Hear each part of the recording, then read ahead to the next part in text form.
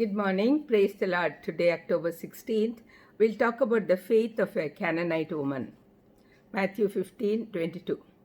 And behold, a Canaanite woman from that region came out and was crying, "Have mercy on me, Lord, Son of David.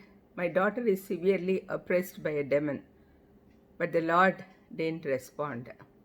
The Lord's encounter with this remarkable woman appears to have taken place on the only occasion that the Lord moved out of Jewish territory and into the borders of Tyre and Sidon. This Canaanite woman approached the Savior and asked him to heal her demon possessed daughter. It's important to realize that this woman was a Gentile. As a Gentile, she didn't enjoy the same privileges as God's chosen people. As the incident unfolds, so does the woman's character and faith.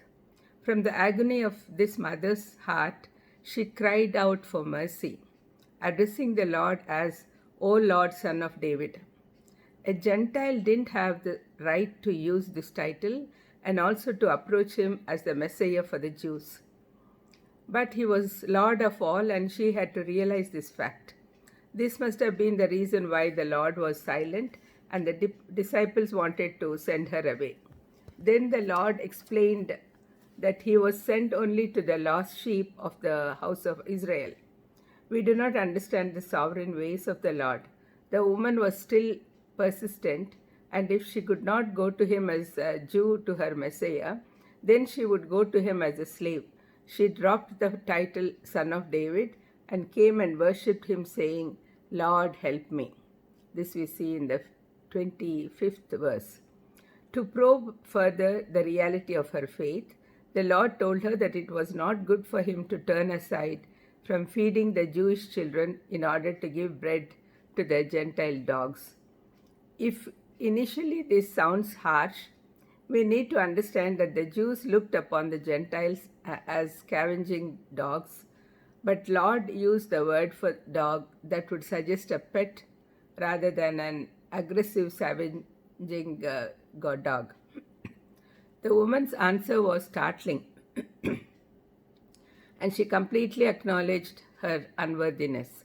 She accepted herself as one of the little dogs under the table, and at the same time commented that sometimes crumbs fall from the master's table to the floor so that the dogs benefit thereby.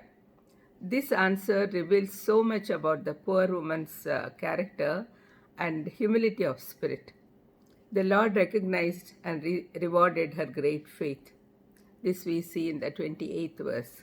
And her daughter was healed that very hour. We have to learn a lot from her persistent approach, which was mixed with humility and great faith. Let's pray. Lord, thank you for teaching us the faith of the Gentile woman. Lord, though she didn't know much about the Lord, she heard about his healing power and she wanted her daughter to be healed. Please, Lord, we are learning so many things about you. Please help us to increase our faith. In Jesus' precious name I ask. Amen. God bless you.